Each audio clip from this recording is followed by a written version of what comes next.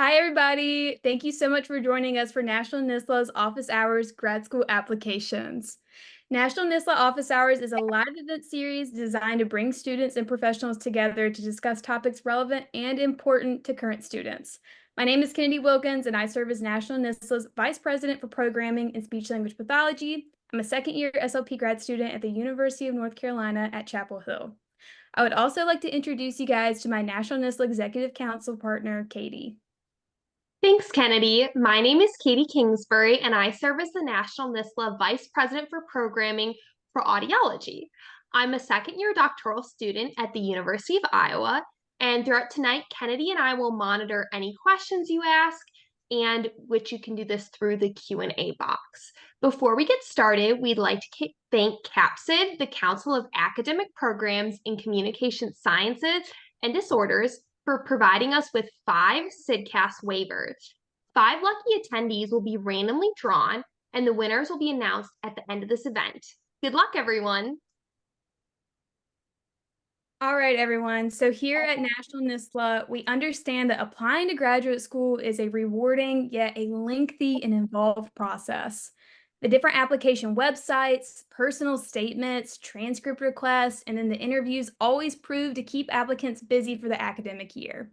Because of this, National NSSLHA wanted to offer a way for students in the application process to seek advice from professionals who have firsthand experience in the graduate admissions process. Tonight, we will hear from 5 CSD-related admission professionals that have experience on the admission side of the graduate school application process. Although we've developed questions for the panelists based on your registration submissions, this event is meant to be an open discussion, so please ask questions via the Q&A feature. You can also feel free to add comments via the chat. We're fortunate to have a panel of professionals who took time out of their very busy schedules to help us transition to this unique fall semester. With that, I would like to introduce our panelists for the evening. Can you please briefly introduce yourselves, introduce your discipline, either SLP or audiology, and or your role, as well as any experience that you have related to the graduate admissions? Dr. D. Ryder, would you like to get us started?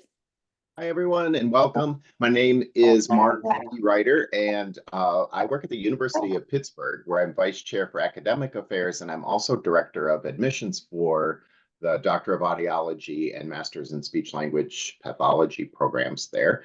And I serve as Vice President for Standards and Ethics in Audiology on the ASHA Board of Directors. Awesome. Thank you so much. Dr. Heggs, would you like to go next?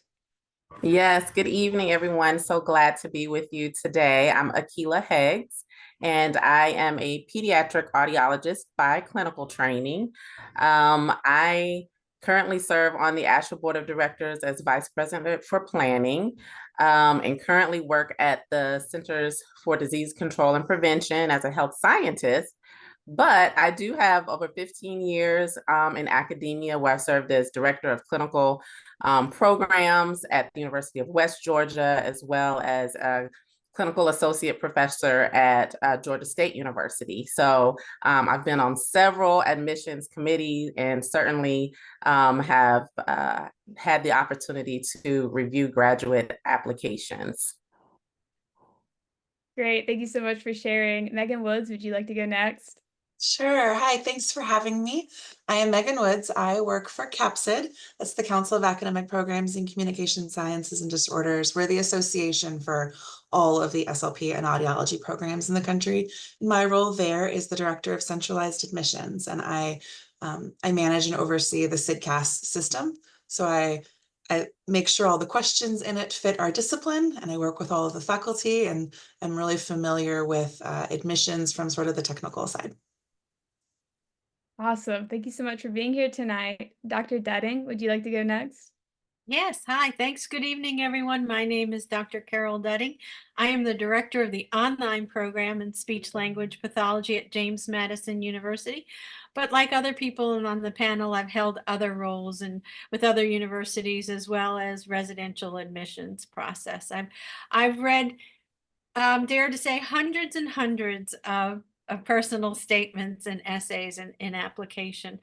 I am currently have the privilege of serving as Vice President for Standards and Ethics in Speech Language Pathology on the ASHA Board of Directors. Awesome. We're so grateful to have you here tonight. And Dr. Scott, would you like to go next? Good evening, everyone. My name is Dr. Danny Scott. I am a speech language pathologist and a visiting associate clinical professor at Northeastern University Charlotte. We are starting a brand new speech pathology program, the first SLP program in Charlotte. And so I'm very excited to be here. Previously, I was an assistant professor at MSU Mankato, where I led the efforts in diversity, equity, and inclusion. And my primary role was recruiting and mentoring students of color into our graduate program. I'm also an NBASLA board member, the National Black Association for Speech, Language, and Hearing. And you can follow me on Instagram at the CLD_SLP. Awesome. Thanks so much, everyone, for those wonderful introductions. Now we're going to get started. To ensure as though we get through as many questions and topics as possible, we've selected a variety of topics for our panelists to discuss over the next hour. Once we introduce a topic, you can add any questions using the Q&A icon at the bottom of your Zoom screen. Be sure to read the questions that are already there and upvote your favorites so we kind of know what people are interested in learning more about. To help focus our questions, we're going to do a quick poll and see who's in the room. Okay, so using the poll feature, answer this first question. So when are you guys graduating? 2024, 2025, or 2026 and beyond?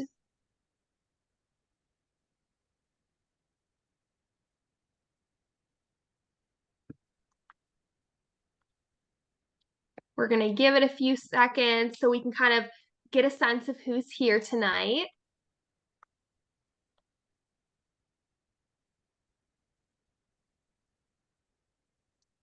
Okay, so we have a lot of 2025 graduates. So you guys are starting this application season, if my brain is doing the math correctly. So that's really great. You guys are here to learn more as you head into this application season. And that's so great to see where kind of everyone is in their graduate school journeys.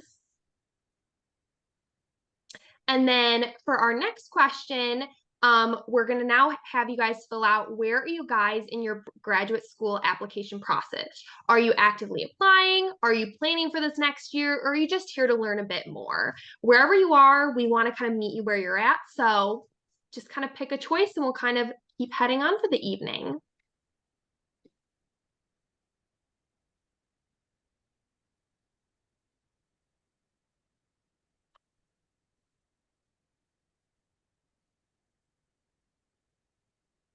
Okay, perfect. A lot of people are actively applying for grad school. So hopefully this session tonight will be really helpful for y'all, and we're going to get started. Yeah, great. Thank you guys so much for answering those questions. And with that, we're going to go ahead and jump into our first topic, which will be all about the CSDCAS system. So Megan Woods is here to give a little bit overview on how it all works, and then should have some time for a few questions about the system before our next topic. With that, I will pass it over to you. Thanks. All right, so just a little brief overview of this. Feel free to ask questions as it's going, and I'll do my best to get to as many of them as I possibly can. So CSDCAS is the Communication Sciences and Disorders Centralized Application Service. And it is very similar to the Common App if you used that for undergrad. But CSDCAS is specific for SLP and audiology graduate programs. Almost every health profession has one, so your peers that are in other fields might have the same sort of system and similarities. Over 80% of all universities in speech pathology and in audiology are participating in CSDCAS. So most of the schools you're interested in are in here, but not all of them. So make sure you are aware of that, and you can look outside the system if you need to. CSDCAS is, as I mentioned before, so I work for CAPSID, and we work with all of the faculty at all the programs. And so the questions in here are specific to our profession. So this is a system that's built just for us. It allows you to submit one set of application materials, your transcripts and standardized tests and letters of recommendation and things like that. And it allows you to sort of track it pretty easily. And CSDCAS also has a really robust help center and offers support through phone, email, and chat. And I think we've got some of those links that someone's going to pop in there for you so you can see those. So if you have specific questions about your application, that is the best place to get those answered and not in this forum, because the Help Center is really awesome and they'll be able to look at your application materials and be able to help you with anything you've got. And also, if you are applying for the future, you can start entering in your information in CSDCAS now and it'll carry over to the next cycle. And if you apply now and you don't get into the programs you're interested in, it will also carry over next year and you can try again. Right, can we go to the next slide? Okay, so the first thing you're going to do when you log into CSDCAS is you're going to start looking for the programs that you're interested in applying to. And we'll be talking later in this panel about how to choose the right ones for you. But these are just some features that help you kind of filter out the ones that are sort of the best style. So in this, we've got a lot of programs in here. There are over 300 programs to choose from in the country. So you've got a lot of choices. And sometimes that can be overwhelming. So this little blue filter bar, this little blue filter box up at the top here, if you click on that, this is just a screenshot, so you can't click on it right now. But when you're in it yourselves, you click on it and you can filter by location and by if it's a distance program or an on-campus program, if it's full-time or part-time, if it requires that you have all a CSD undergraduate or your leveling courses completed, or if it's the kind of program that you don't have to have those courses completed before you started and they're included in your whole master's degree. So there's a lot of sort of flavors to look for in how you do this. And you can also choose between audiology and SLP programs. And then all of this information is also displayed in these columns along with other things. Something on this page I want to highlight in this far column is the deadline definition and the deadline date. So CSDCAS is open from, CSDCAS is open from July 15th through July 1st. So for 50 weeks, and we kind of run on a cycle. But all of the programs that use it get to set their own deadlines. And these vary. And so you just have to pay attention when you're adding in the programs you're interested in, what those are. So it just requires you to keep track of that information as you're doing this. So getting started now, maybe making however you track best, maybe making a spreadsheet or something that so you can keep track of all this information of what the program's deadline is and also what that deadline means. When you click and you add them and the screen is bigger, you'll see we've got these color codes here, but you'll see what that definition means. And it means will this program accept you if you've just clicked submit on the deadline date? Or do they want all of your materials to arrive? Do they want all of your materials to be verified? So you might have to back it up a little. We recommend that you apply and you submit everything a couple of weeks before the deadline, because if you've got something that you made some kind of error, something went wrong, we'll have an opportunity to go back and let you fix that and you don't miss your deadlines. So this isn't a do it the night before kind of process. Graduate school is really important. So don't procrastinate, don't wait till the end, and you'll be fine. All right, the next page, please. Thank you.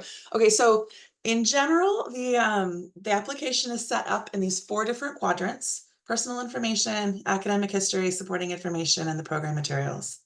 The first 3 quadrants are information that's shared across all of the programs you're going to apply to: general biographic information, but also all of your transcripts. You have to data enter all of your coursework, and then all of the experience you've had. So things like that would be on a CV or a resume, and those are shared across all of the programs. And then in the program materials section, that is information that you're going to provide to the specific programs that you want to apply to.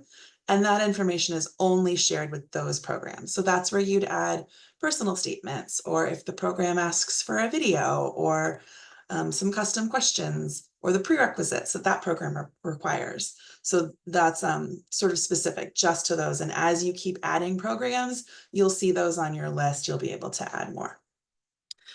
So I know that a lot of students have some anxiety around filling out this information, making sure it's accurate, the fact that we require transcript entry. So I want to just briefly touch on kind of what that process means. Transcript entry and verification are 2 terms you'll hear in sort of the CSDCAS Help Center and CSDCAS spaces when you're talking to their students.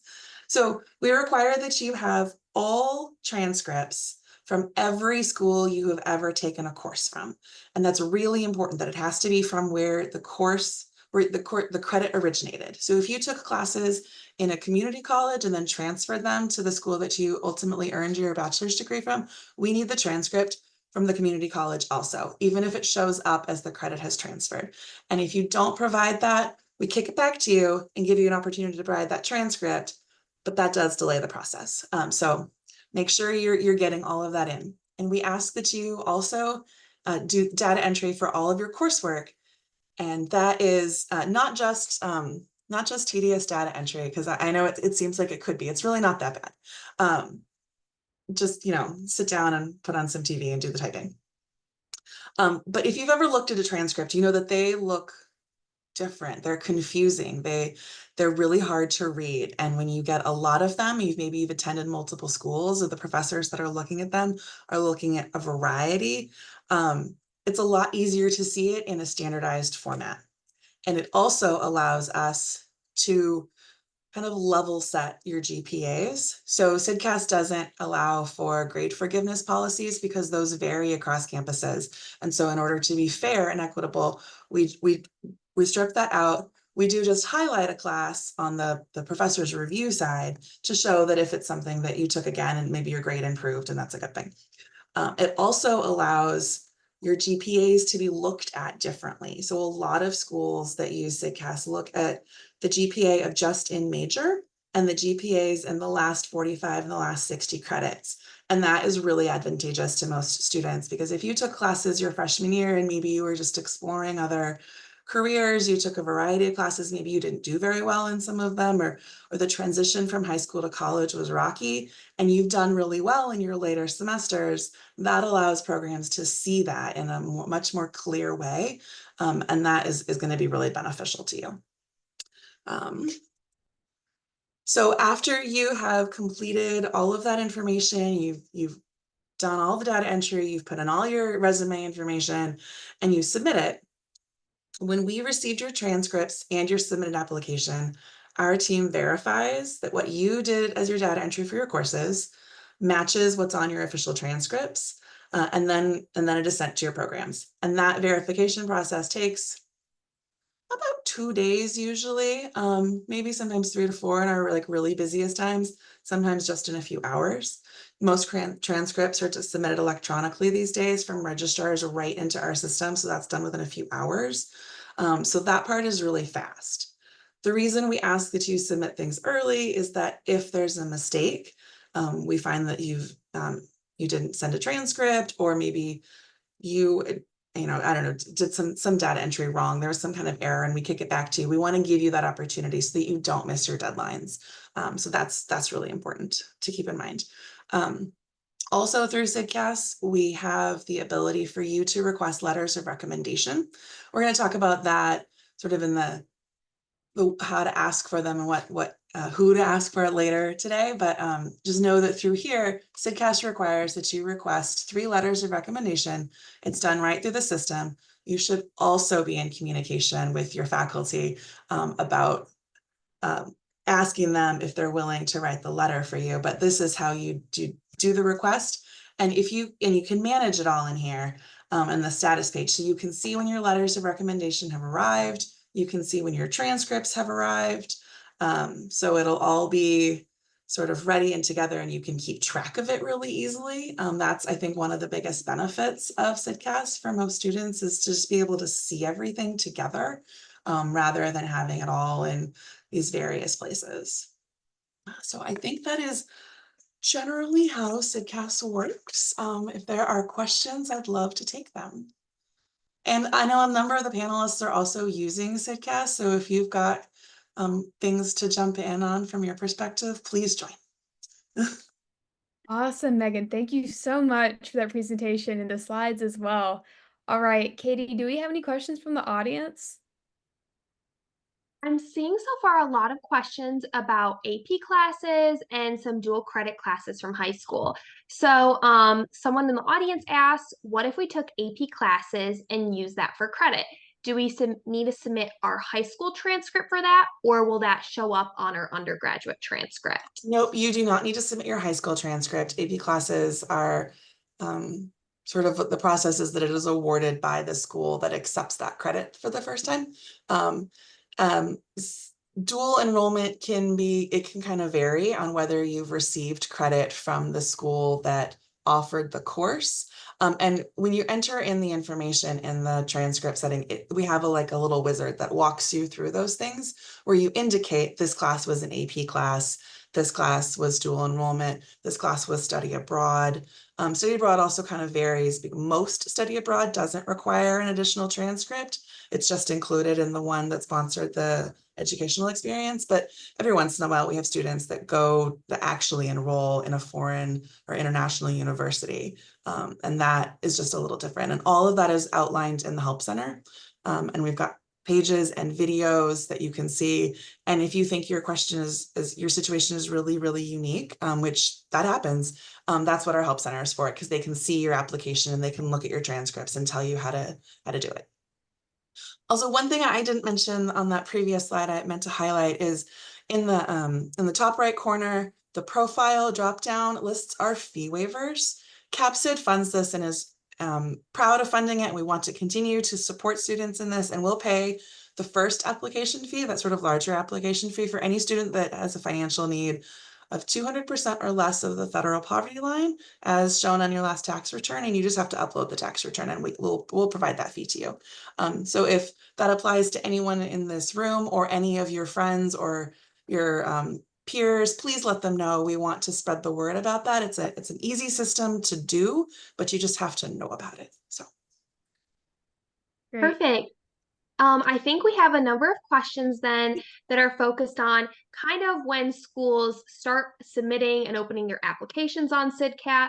So someone asked, are all schools that use CSDCAS uploaded and available on the page now? Do they all open at the same time? they are not all on there right now. The majority of programs open July 15th, but we have some that open as late as October 1st. October 1st, I think, is our latest right now. And that is just the university policy. All of the Cal State schools, that entire Cal State system doesn't allow them to accept applications until October 1st. So that's what it is. So CSDCAS is a platform that allows the universities to use it, but they do each have their own kind of separate flavors, and that they all have different deadlines, they'll have different open dates, and they vary, but they're all hopefully clearly articulated on there so you can see that happens. Perfect. Oh, and in that filter that I talked about, you can see future programs. So you can look at the programs available now, programs that have closed, their deadlines has passed, and the programs that will come up in the future. So you'll see who's on there. And then just to piggyback off of that, someone asked, are all applications due at the same time? Just to kind of keep going with that deadline theme. They are not. I wish they were, but every university runs it sort of differently. The majority of SLP and audiology applications are due sort of mid-December through the beginning of March. That's where we see the bulk. But we also see programs that have that deadline set and then also choose to extend it. If maybe they didn't fill their class or they've got extra seats available, they want to keep advertising and they'll accept students later. And we have some programs that accept applicants all the way up till July 1st.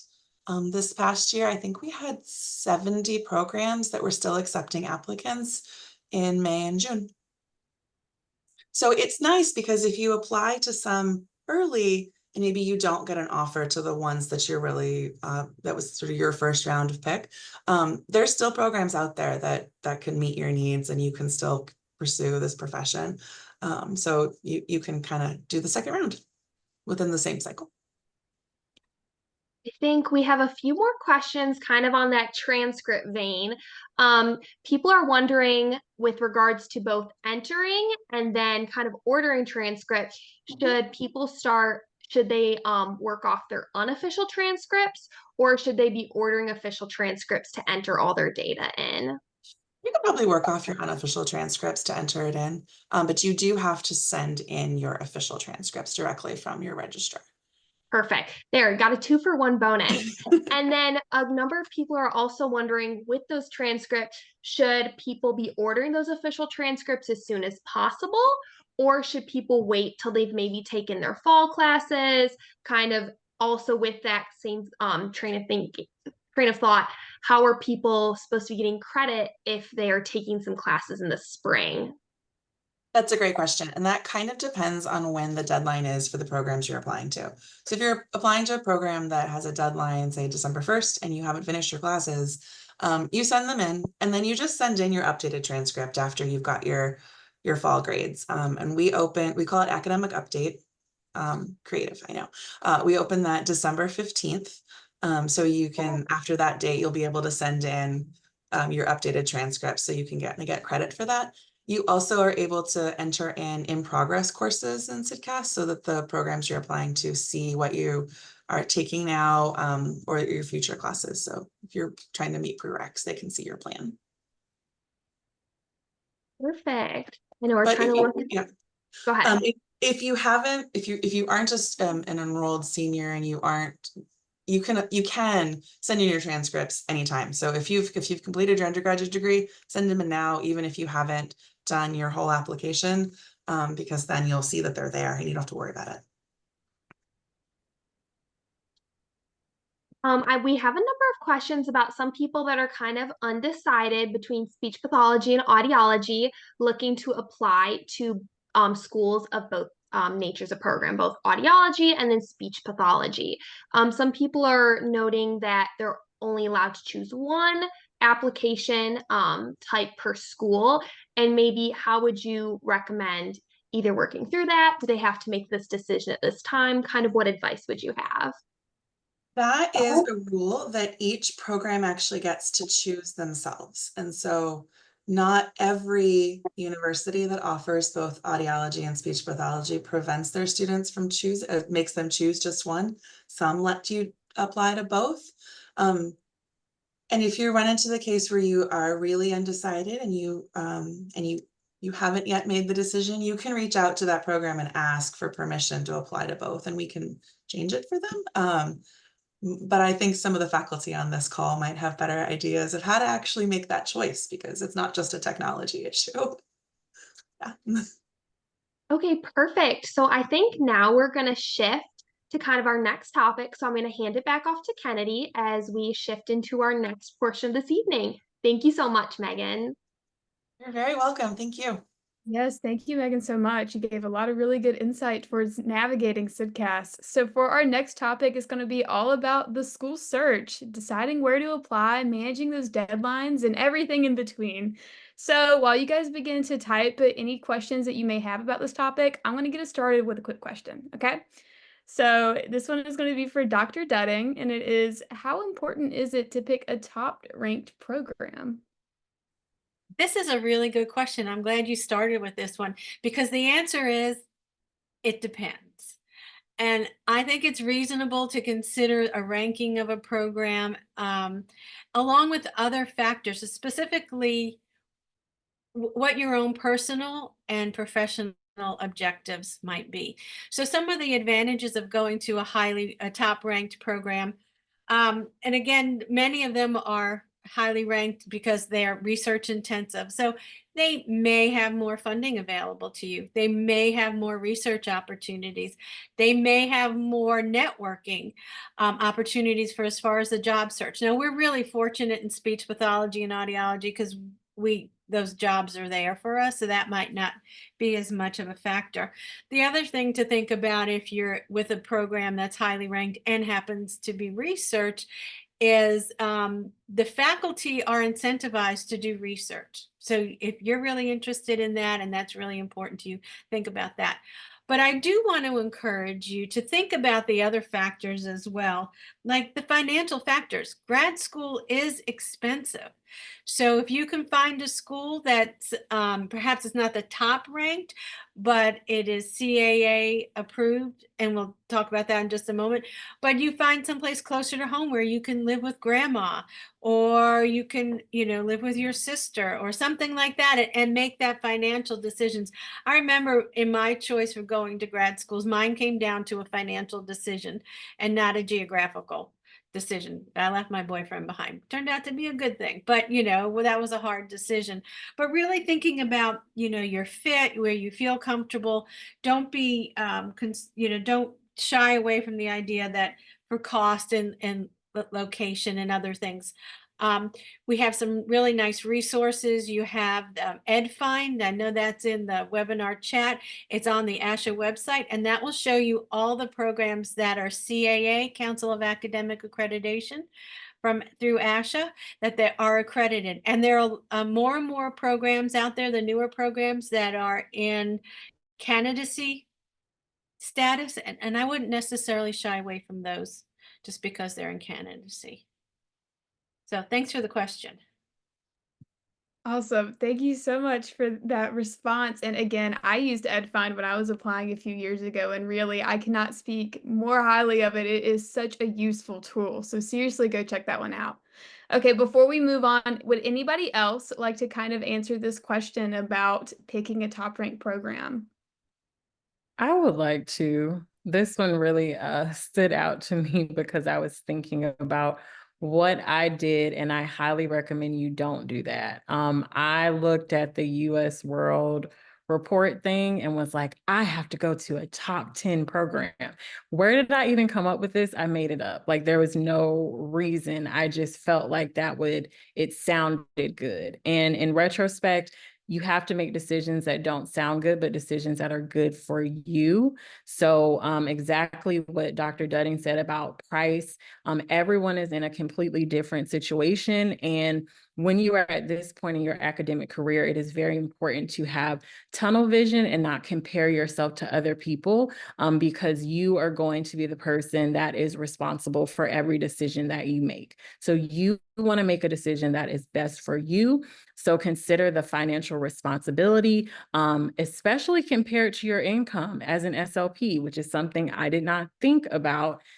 If you are paying an exponential amount or taking out so much in loans, how long is that going to take you to pay back on your given the medium SLP income? And for me, I was a school-based SLP. So in retrospect, I probably could have thought about that a little more prudently. Also consider if you would like to maybe pursue a PhD or a doctorate, after your master's program, maybe consider going to a research institution so you can get that experience. That was something that was on my list. And then also think about your psychosocial support. So we'll talk about like how many schools to apply to and all of that. But when you are considering location, maybe if you are considering a location that might be farther away, what are some supports you can have? So maybe looking at organizations that are present at that school that could add to, your social and psychological well-being. Another thing, think about the time it takes to complete the programs and compare that. I didn't even know that there was such variation in that. So there are some programs that might have maybe in the lower 50s for the amount of credit. So that means the program might be a little bit shorter. And there are some programs that have upper 60. And we're getting the same degree, and we're going to take the same praxis, and we're going to have the same job. So you think about all of those things. There are some programs that have in-house clinics, some programs that don't. So really maybe make an Excel sheet of different things that you find and make a priorities list. So what are things that are non-negotiables to you? What are things that you want? What are things that you need? And then really make that decision based on what is best for you, and don't compare yourself to other people because we all have different needs. Incredible. Thank you so much. And that was a perfect segue into a follow-up question I have for you, Dr. Scott, which is, how would you suggest students find out more about schools that are in different states? Yes, so I know it is a huge financial responsibility to apply to schools. So my first response would be, if you can visit, and if that is something you can financially do, at least try to visit maybe a top choice, maybe not every single school, but pick and see if you can visit one or two of the schools that are on your list.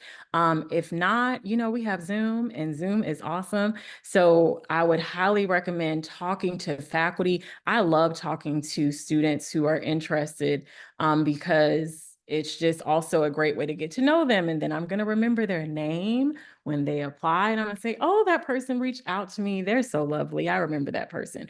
So talk to faculty, talk to students. How do they look when you see them? Do they look okay? Most grad students don't look okay, but you talk to them, and for the most part, they will be very honest with you. So don't let their looks scare you, but talk to them and see how the program feels to them. And then also I would review social media pages. I would look at the websites, of course, but really try to get firsthand experiences, I think would be a great way as you are doing research. And then also when you are looking at faculty, look and see if there are any research or clinical interests that you might be interested in. So trying to identify someone that maybe you would like to work with while you're a part of that program. Incredible. Thank you so much. With that, I'm going to ask Katie, are there any relevant questions in the chat so far? I'm seeing a lot of questions so far, kind of asking about how many programs students should apply to. And sometimes within those categories, maybe some more what we consider like safety schools, maybe some more higher ranked schools. What kind of blend should we be looking for? So I will open this up to any of the panelists if anyone would like to take this question.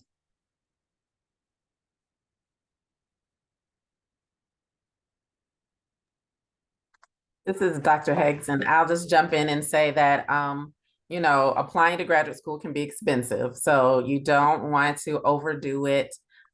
Typically, you know, students are highly competitive that are applying for these programs. And so much of what Dr. Scott already said, just really be strategic, I think, in terms of, you know, looking at what makes sense financially, where there might be interest amongst you know, you and the school and the faculty, and where there may be opportunities, you know, and that you hadn't thought of, like, you know, a graduate assistantship opportunity or something like that. And so my advice would be just to kind of be thoughtful about your, you know, applying and not just kind of, you know, throwing things out there and see what hits the wall, but and sticks, but really being strategic, being thoughtful, because you will be spending, you know, 2 years or more, depending on which profession or discipline you go into. And you want to make sure that that's a good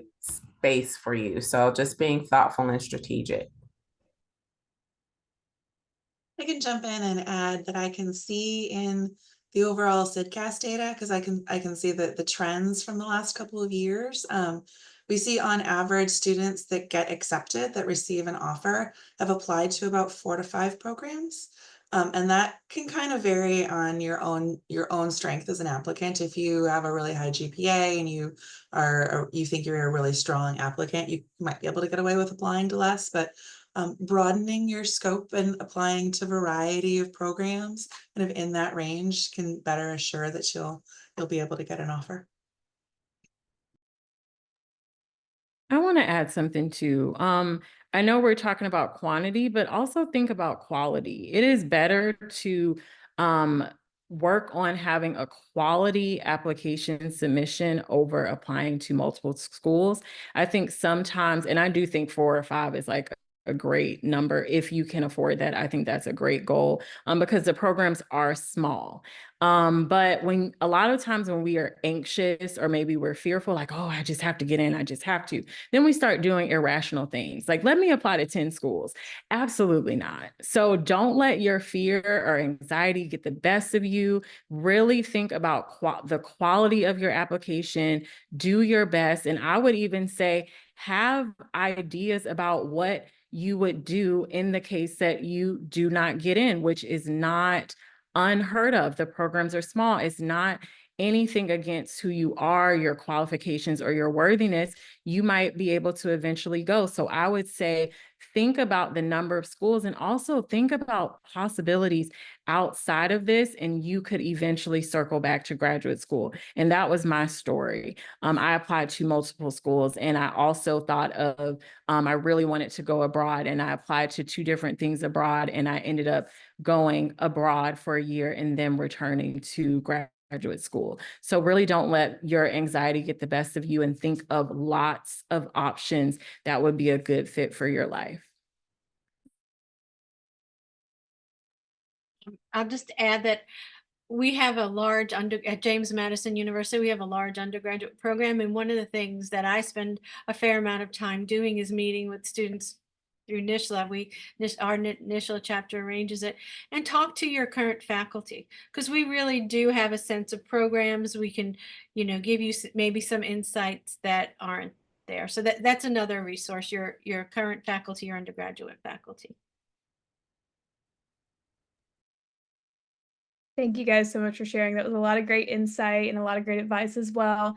We're seeing a few questions in the chat about online programs, kind of what the pros and cons are, and just overall what you feel about someone attending an online program. Would any of you guys on the panel like to speak to this? Dr. Dudding? Yeah, we have an online program that began in Virginia. It was actually a collaborative online program since 2005. So we've been doing it for a while. When we first started with the online program, I'd say there was some hesitancy on the part of employers, like hiring someone with an online degree program. But the reality is the way that graduate programs in speech pathology and audiology are accredited, the university program is what's accredited, whether it's online or residential. So they share the same accreditation status. So there really isn't a backdoor or a second level school. And that's a good thing, because the university that has an online program isn't going to do anything to justify their accreditation, because it's held under the same accreditation standards.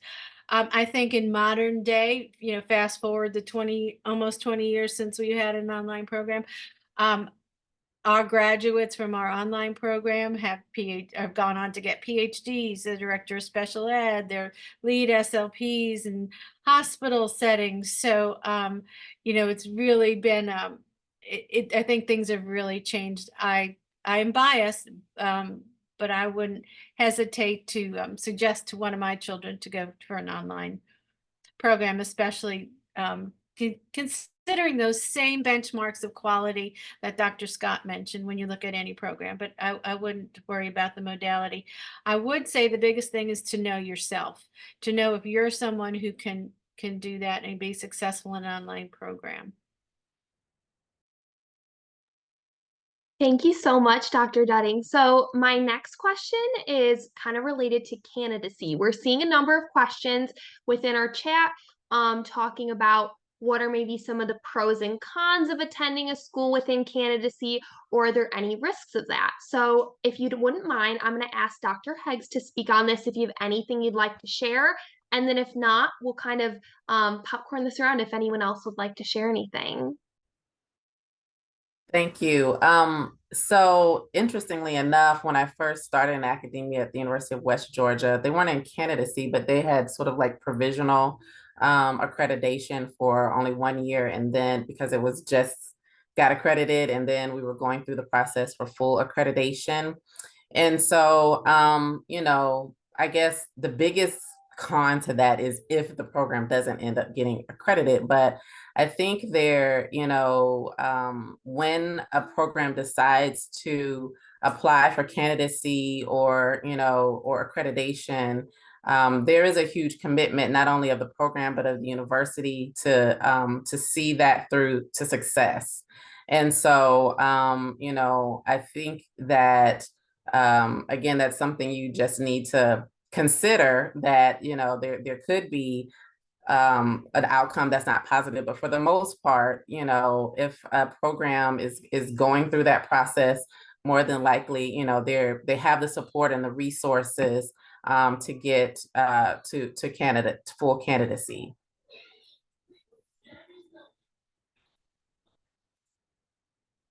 Thank you so much, Dr. Heggs. Mm-hmm. Would anybody else want to add on to that? Sure, I'll jump in with I don't know, a different hat perspective. Prior to my role at CAPSID and managing CSDCAS, I actually worked for ASHA in the CAA. So I've got a little bit of a dual perspective there. And I'll add that the process of candidacy is very robust.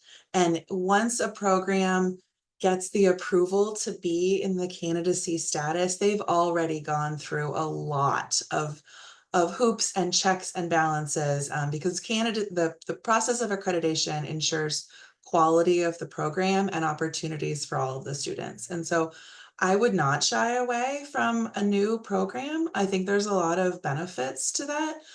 There's a lot of fresh excitement happening there. There could be extra funding. There's new faculty, and it's kind of cool to be on the ground floor of a new program, to maybe be in the first or second class. So there are benefits to it, and know that when you finish and you've graduated from a program that has candidacy, even if they don't have the full accreditation, that does not affect your ability to get your Cs or your license. So those things are the same for you as the student.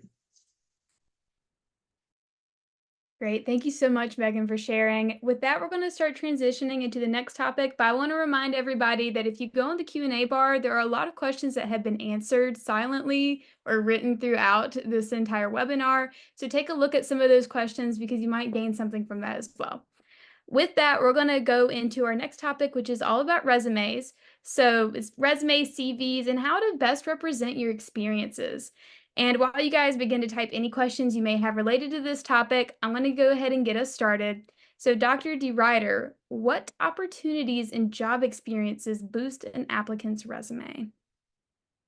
It's a great question. And I really think what's important here is, again, I like Dr. Scott's view of thinking of yourself and your tunnel vision here, because everyone's going to have different experiences. So that's the first lens I want to give you.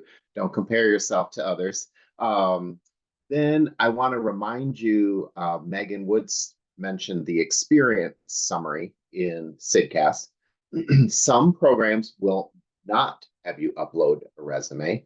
And so the experience summary, even though it might be a little bit mundane and not too exciting to cut and paste resume elements over into that summary, I highly recommend you do it, and do it very thoughtfully, because all of a sudden you might bump into a situation where you don't have that opportunity. But when I talk with students about resumes, it's kind of funny. I use the CCC, and it's not the Certificate of Clinical Competence. I have 3 C's that I have students think about. One is connection, the other is commitment, and the third is clarifiers when they think of resumes for grad school. So your connection, if we think really traditionally, a connection could be something like a shadowing experience or multiple shadowing experiences that you've had, where you can give some detail about that and what you've learned in a resume. Volunteer experiences, volunteering, especially where you might touch the lives of the populations that speech language pathologists or audiologists serve. Really important, great thing to highlight. And then, of course, things like research, if you've been involved in a research lab. And if you've been on a presentation or a publication, make sure to include that in your resume, typically using APA format. And if you have things like that, right, that demonstrates both connection and commitment, but not everybody has those things. So I was this person. I was a first-gen college student. My parents immigrated here, not speaking English. I was the youngest of 6 kids. I had to work. Like that was if I was going to go to school, I was working. And so I demonstrated my commitment by highlighting my work history and then weaving in what else I had in the other connections. But I knew that my connections wouldn't be the same as some of my peers. But that's not necessarily a disadvantage. If you're working with the public, if you're working on solving complex problems, if you're working in healthcare, these are great spaces where you intersect very, very clearly with many of the things a speech language pathologist or audiologist are going to do, like interacting with patients and their families, and perhaps interacting with people who aren't always happy with what's happening in their lives. And so you can demonstrate your commitment and connection that way by drawing those things out and making sure that a review team can see you've got it one way or the other, right? How you're demonstrating connection and commitment. The third C, the clarifier, to me, and I know we're going to talk about personal statements. You can't include, you usually have a word limit on a personal statement, so you can't include everything. So your resume is a great way to highlight other bits and pieces of your experiences or history that just can't fit. But perhaps in that personal statement, you write something that really gets the reviewer to say, huh, I want to know more about that. What was that experience? What kind of volunteer was that role? And then they can hop over to your resume and read more. So, faculty think of resumes. I hear them say it a lot like, well, I want to see a resume so I can see how a person organizes their life, right? What they want to see is how you lay out these 3 C's for them on virtual paper. But that's really to me what it's all about, demonstrating particularly connection and commitment.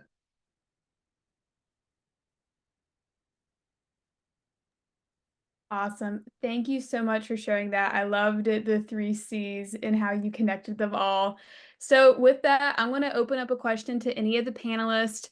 How far back should a resume go, and what details should someone include or not include on their resume?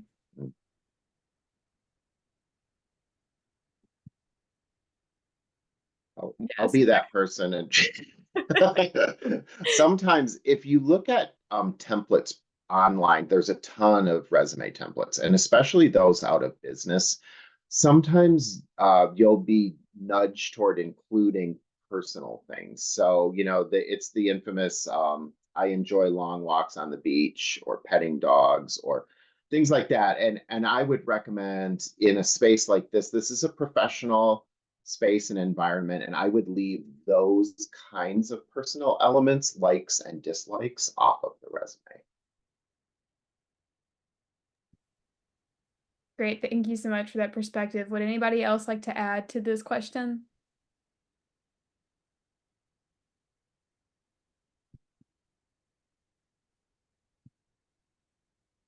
Okay, with that, we have a few more questions on resumes before we transition into our next topic. So the next question is going to be, what do you think is a good resume builder that you do not see enough on resumes for applications coming in? And with this one, I'm going to ask this question to Dr. Scott. That is so funny. I think I have an answer. I love to see, I love to see a person who is a person. Because I think a lot of times on resumes, it's like you can clearly see, wow, this person really wants to be an SLP, which is great. But like, who are you outside of that?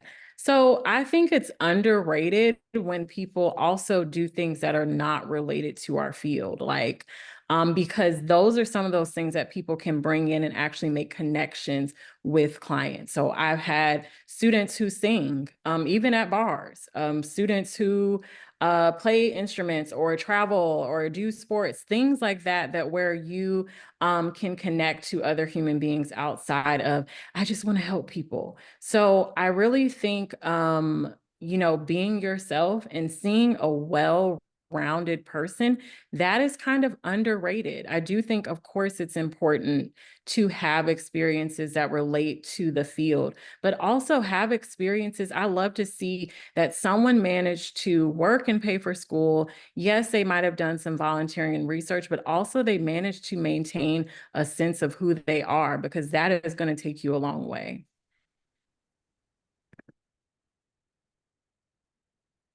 Thank you so much. That was a beautiful response. Would anybody else like to add to this question? Things you don't see enough on a resume that you wish you did.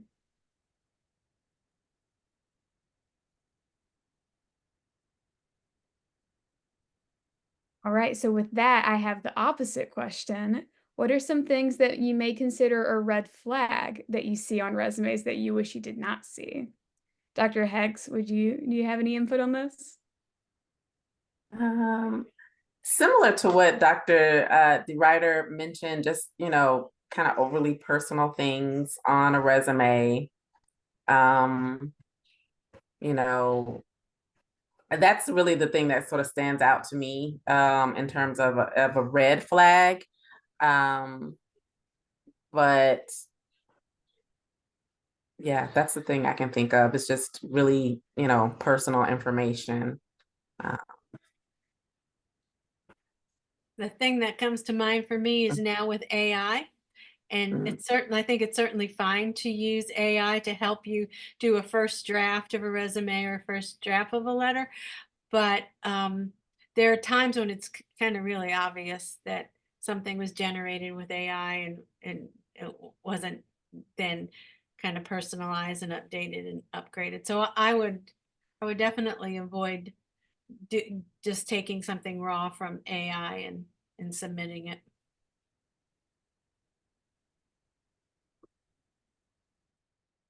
I'll just add, and this sounds really trivial, but make sure you upload the right file. I have seen people accidentally create a PDF of the track changes on their resume. And it's been more than a handful of times where I'm like, oops, you didn't do the final. And it just doesn't look the same as people who've taken that extra step just to be sure that they've got the file they want.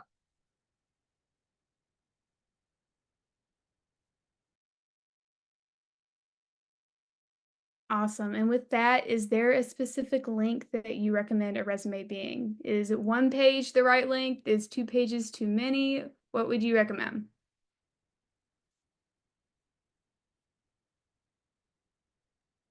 I would say I think it's based upon, what you have meaningful to include. And so you don't want to make up things or, sort of exaggerate or just have fluff in there to get to a 2-page resume. Or if you have had a lot of different experiences, then you might go over 2 pages. So I think it's just, again, making sure that you're including relevant information, whether that's, professional, the type of information that, highlights your leadership or who you are as a person, any of that type of thing, but, not trying to condense it so much, but also not just trying to add in things to meet a particular page limit.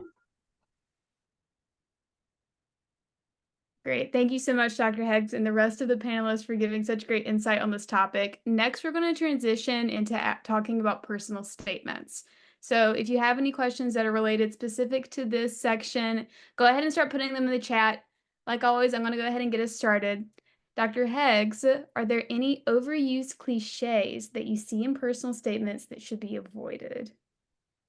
I think the biggest one, and somebody may have already said it already, like, just want to help people. I'm here because I love helping people, or I think that's overused quite a bit, and should be avoided or contextualized, right? So if you want to help people, how do you make that connection? Because you can help people being a greeter at Walmart.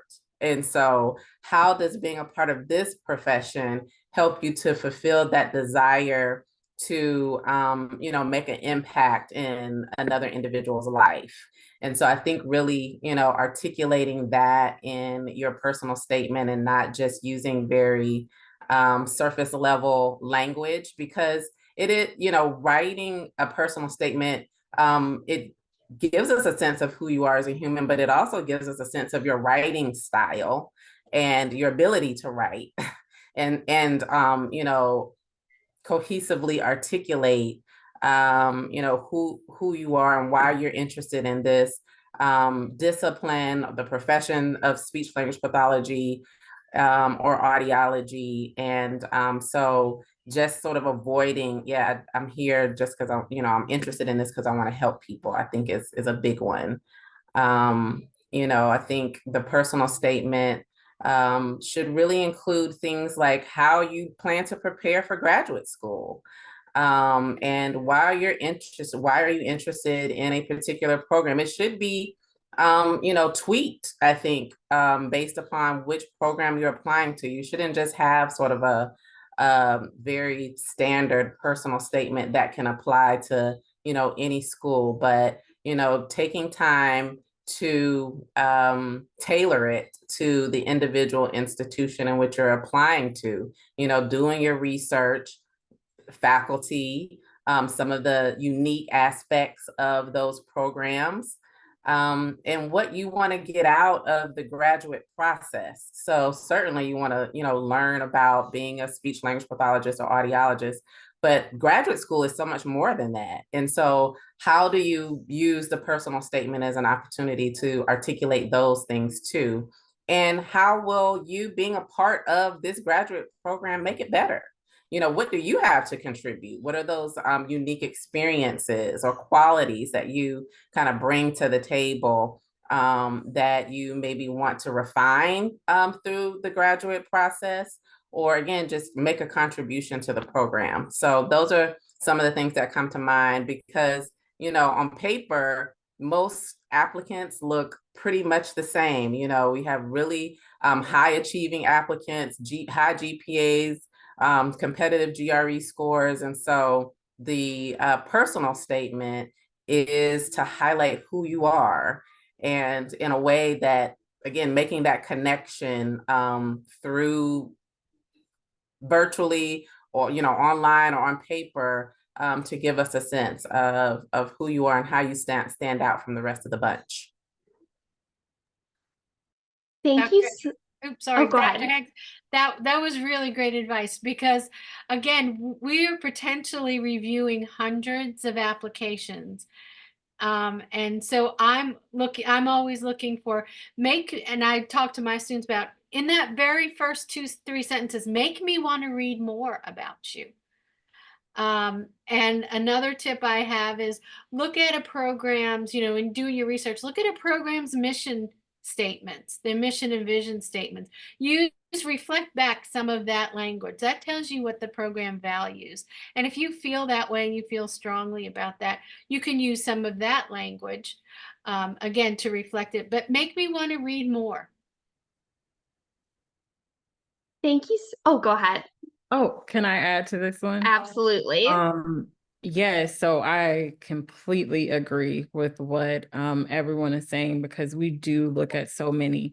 And I think it can be kind of disheartening when you look at like a 20-something page, PDF packet, and then you're done and you're like, I still have no idea who this person is. So what I like to see what someone stands for, and just to go back to like a strong desire to want to help people and do for people also breeds ableism. And I think that's something as a field we have to always be working on. So I think when you not to say that your desires are wrong, and most of the time they come from a very good place, but I think it's so important to do some self-reflection before you begin to write your personal statement. And also, if I had to say one word that I would love to see in personal statements, is authenticity. I'm going to give you a quote by Brene Brown, who I'm like the chair of her fan club. And she says, authenticity is the daily practice of letting go who we think we're supposed to be and embracing who we are. And I think the number one thing that we normally see is people writing what they think we want to hear instead of actually telling us who they are. So you have to love who you are. You have to own who you are to be able to put that on paper and let go of what you think someone wants to hear. Because honestly, we would much rather get to know who you are, flaws in all, your background, what you believe in, things you want to learn, mistakes you've made. That will go a much farther way than regurgitating your resume and your accomplishments that you think we might want to hear. Thank you so much, Dr. Scott. That's like a really great lead into a number of the questions we're seeing. How would you maybe recommend students personalizing their personal statement to include both maybe experiences they'd like to highlight from their resume, as well as some more personal elements that you guys might not be seeing in some of those other material. And I will open this up to Dr. Scott, maybe if you'd like to continue talking about that topic. If not, anyone else can take that question. I don't have a lot to add to this one other than I think it is better to, your resume is a list, but your personal statement should not be a list. So this is an opportunity where if you have something on your resume, you can provide depth in your personal statement. So, you know, if we see something like, oh, that's cool, but I don't know anything about it. And then you actually explain what that experience meant to you, how it changed you, things you want to learn, things you want to do to grow. So I think trying to only hone in on a few experiences in your personal statement so you can have depth instead of every paragraph is a new thing because you want it to sound, well, once again, that's like not being authentic because you're going for what you think might sound good versus really you know, going in depth and actually reflecting and being vulnerable and showing like who you are. Thank you so much. That really kind of helps maybe lead us into our next question. And I would say an kind of question we've been seeing are maybe what are some tips you have for a good personal statement for someone who's maybe not going to an undergraduate program that's CSD related. So maybe they're either coming in from a job, they're re-entering school, or they're coming from an undergraduate degree that's not directly CSD related. I think that's a real opportunity. First of all, that's a uniqueness, you know, that you can really highlight in your personal statement and provide the clarification about, you know, you were working in this particular area and now you've made the shift to want to, you know, pursue a graduate degree in speech language pathology or audiology. Why? And how do you see the connection? And what do you feel like, again, those experiences will help, how they will help you in graduate school or make the transition from one career to the next. You know, the personal statement is really to tell a story about who you are, why you're interested in this, what types of things you want to learn, and how you hope to make a contribution. And so, you know, I don't think that not having a background in CSD is a negative thing at all. I think it actually is a nice asset because it diversifies our profession, and I think that's how you can talk about that in your personal statement. You know, how having those experiences will hopefully, you know, contribute to you as a professional in as an SLP or audiologist. Dr. Heggs, thank you so much for answering that question. Would anybody else like to give any input on that? If not, we'll start transitioning to the next topic. Dr. Scott? Okay, I'm sorry. Am I taking up too much space here? No, I just absolutely. wanted to add because that was my experience. My major was psychology and women's studies.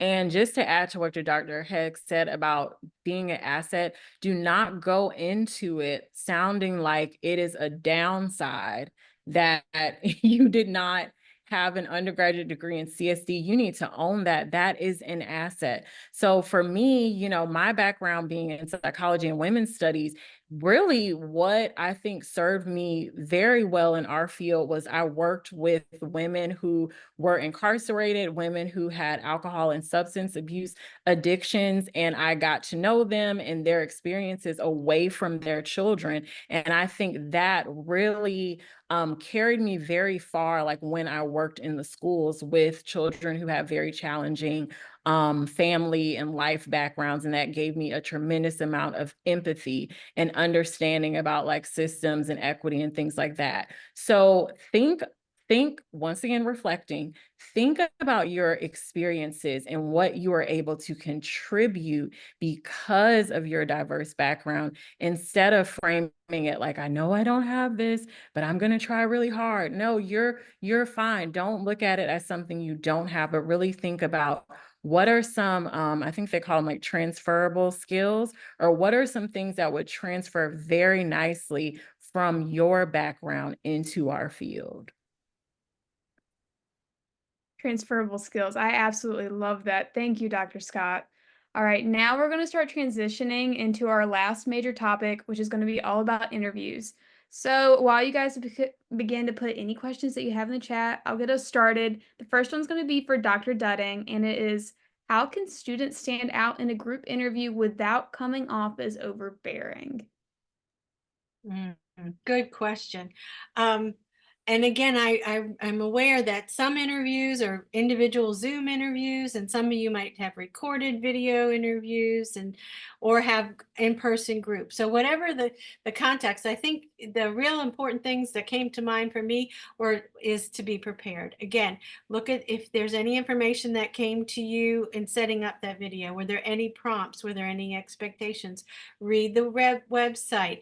It's very telling and impressive. It makes a great impression if you can be talking about a program and saying, oh, well, I've been researching and I'm very interested in what Dr. Scott is studying and da, da, da.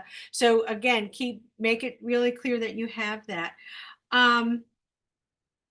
And be authentic. That comes into play as well. Some of the good practices is, to not come across as overbearing, is be really concise and strategic in what you say. It's not necessary for you to be the one to do the talking all the time. And with that said, be a good listener. That speaks a lot to the person on the other side as well. What are you doing while the other people are speaking and answering the question and giving a response? Are you looking all over the place? Is it obvious you're texting while someone else is speaking? So be aware of your nonverbals, as well as being a good listener and support, and do the head nods that people on this call are doing.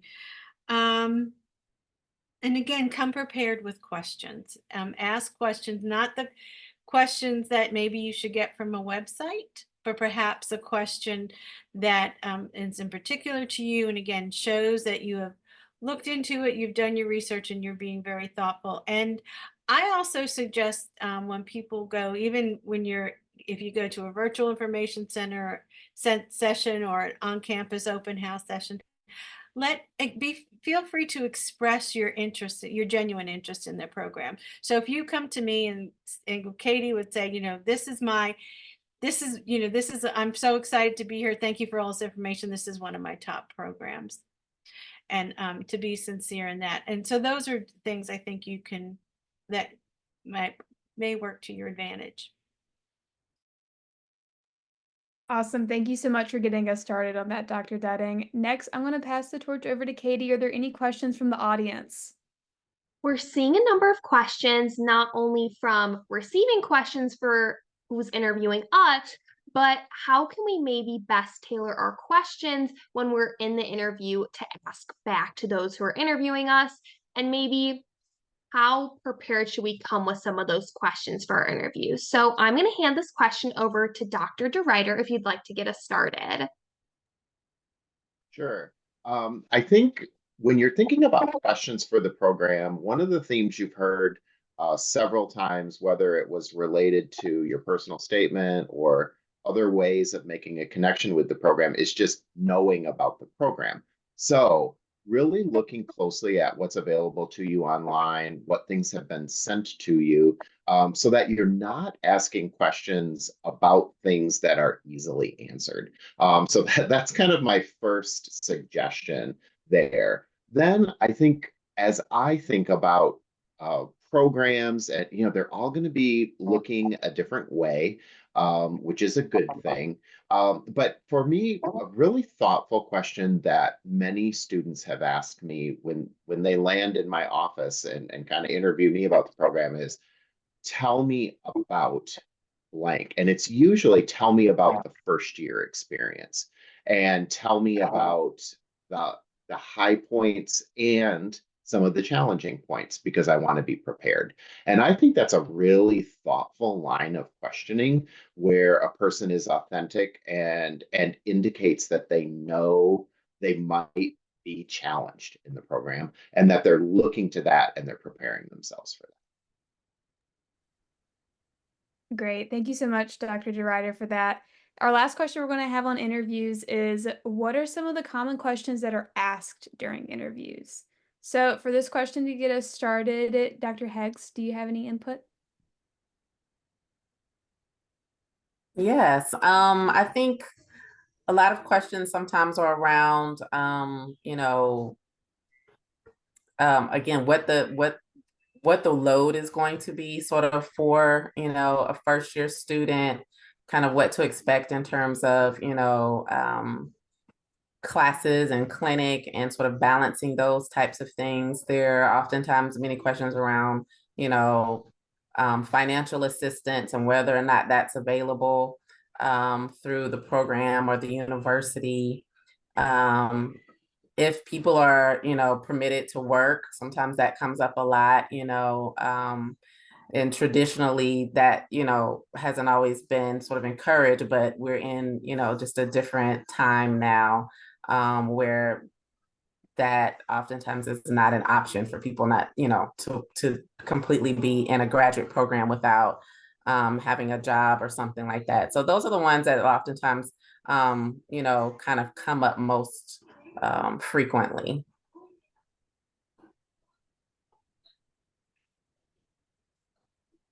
Great. Thank you so much. So with that, we're going to start transitioning into our last little bit of the session tonight. And this is just going to be spending the rest of the evening asking or answering as many of the questions that you guys have left in the Q&A chat. So if you have any leftover questions that maybe weren't covered in sections that we got to tonight, go ahead and pop those in the Q&A. But my first question is going to be for Dr. DeRider, and that is, what should students keep in mind when asking professors for a letter of recommendation? So there are many things to keep in mind when asking for a letter of recommendation. I actually, if you hop on Pitt's website, I have a blog about this.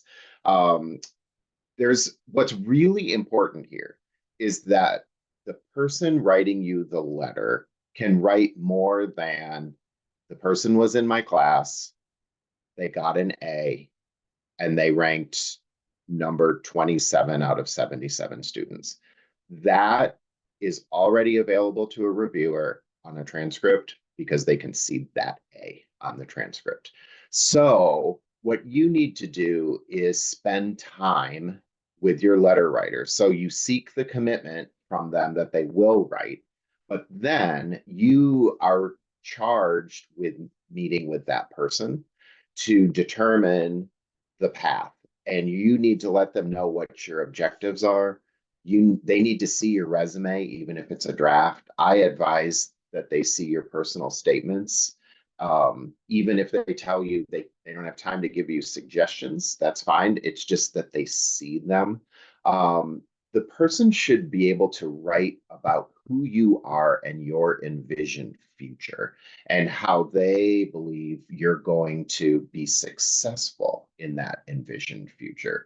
That's a really different letter and a very deep letter, and it's a huge commitment from a faculty member. And so when you make that ask, you need to make that ask. You can ask the person to meet, over email and say, it's about letters of recommendation, but like, you don't want to just go into that cold and bash off and write somebody an email saying, hey, will you write me a letter of recommendation? It's a conversation that you're going to have with a faculty member to make certain you have the strongest letter possible. I'm really passionate about that. And so I'd be interested to hear others' thoughts, but it's a way that students can really misstep and not get what they really need to be successful. And it really doesn't take that much extra time because you're already preparing these things. Great, thank you so much. Would anybody else on the panel like to speak to what to keep in mind for asking for a letter of recommendation? Yeah, again, in addition to just logistically be well organized so the person knows what the deadlines are, when these letters need to be uploaded, what the specifics are. Our program, in our application process, we have specific things we're looking for in our letter of recommendations. We want you to speak to more of the interpersonal skills and characteristics that line up with our mission. So be sure you take a look at those. And the other thing, I don't know if this is advice, but just more to realize that your professors that have invested in you to date really want to continue to invest in you and root for you. And so if someone were to ask me to write a letter, and for whatever reason I didn't think it could be as strong as it need be, and that might just be because I have 87 students in my undergrad anatomy and physiology class, and I just didn't get to know them. Just to understand that when someone says, they're not able to write a letter on your behalf, to understand that that's not necessarily against you. It's not anything personal. I would follow up in that situation, follow up with a question, what kind of things would you need, or but just realize that sometimes people are saying no because they want the best for you, and they just may not feel like they're the one to do that.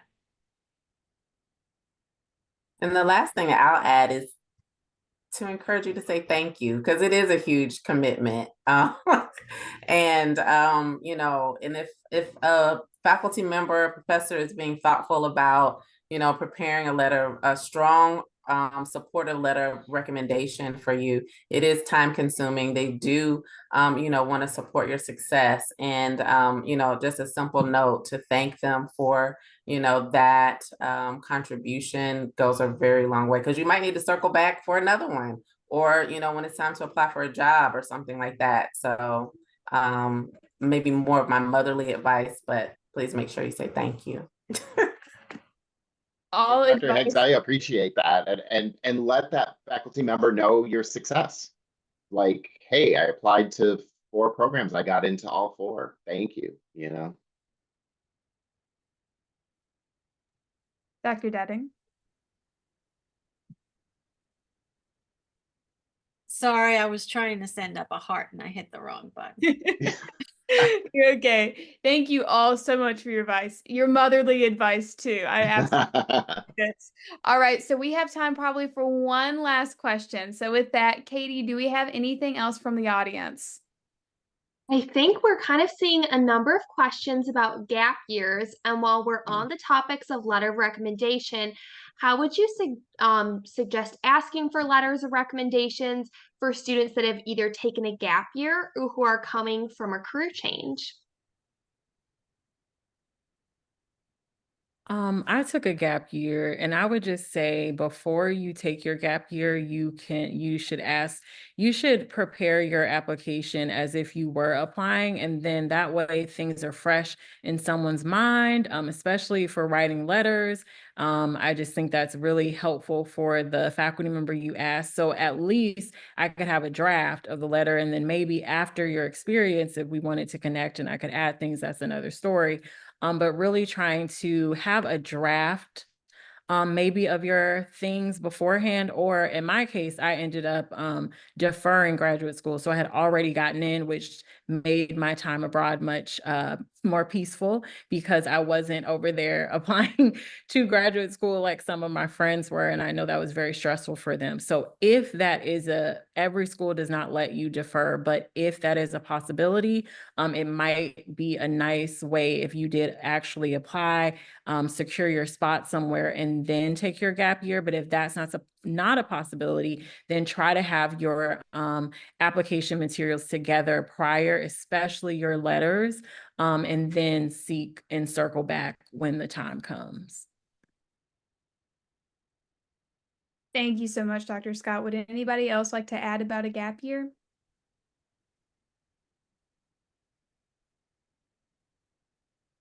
All right, so with that question, we now come to a closing on such a wonderful evening, full of learning so much information about applying to graduate schools and top things to consider.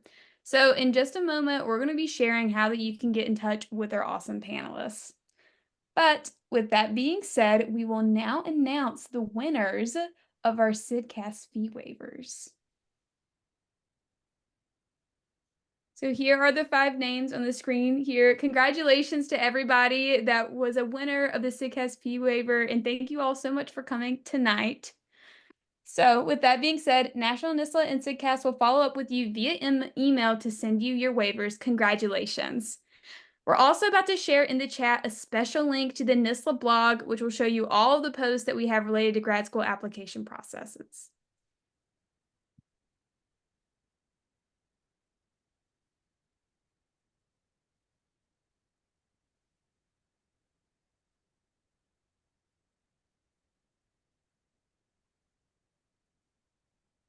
So to continue the grad school conversation, we have 2 events coming up where students can hear from other students. On September 18th, we will be having an SLP grad student panel, and on September 24th, that we will have a joint event from SADA and SAA for audiology students looking to learn more about clinical placements. We are also looking forward to our Raw Conversations event on October 10th, and we are excited for our Praxis Kickoff event on November 13th, as well as our Resume Workshop event on November 20th. Please, please come register and join us for these awesome events. We also really would like to encourage those of you to attend our virtual grad school fair on October 16th. If you're attending the ASHA convention in Seattle, there will be an in-person graduate school fair as well. We also want to remind you of the benefits gained when you join National NSSLHA. 2024 membership is going to be available now, and 2025 will be open starting in September. As undergraduates, members are eligible for cash awards, giveaways, and scholarships, and you can apply for national level student leadership opportunities such as student state officers. You can also get journal access as well as discounted convention registration, and you can even join those special interest groups with a discount. Also in September, if you're interested in National NSSLHA's membership but are facing challenges with obtaining it, please consider applying for our membership scholarship. Thanks to donations, we were able to provide students with free memberships, and last year we gave away 41 membership scholarships. The application for this will open in September for the 2025 National NSSLHA membership.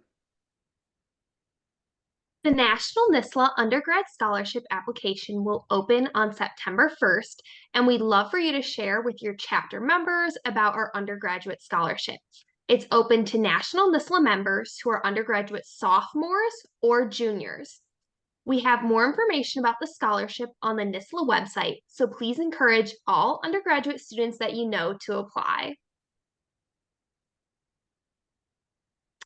On behalf of National NSSLHA, we'd like to thank our professional panelists for offering their time and expertise. They've each provided us with the best way to get in touch with them as seen on the screen, and feel free to screenshot this info or take a photo, but we only ask that you contact them via the means listed here, as we know they have very busy careers and lives to manage. This has been such a wonderful discussion. It's only with the help of our dedicated members that the CSD community continues to thrive. This conversation has been recorded and will be posted on National NSSLHA's social media account as well as website. Thank you all for joining us.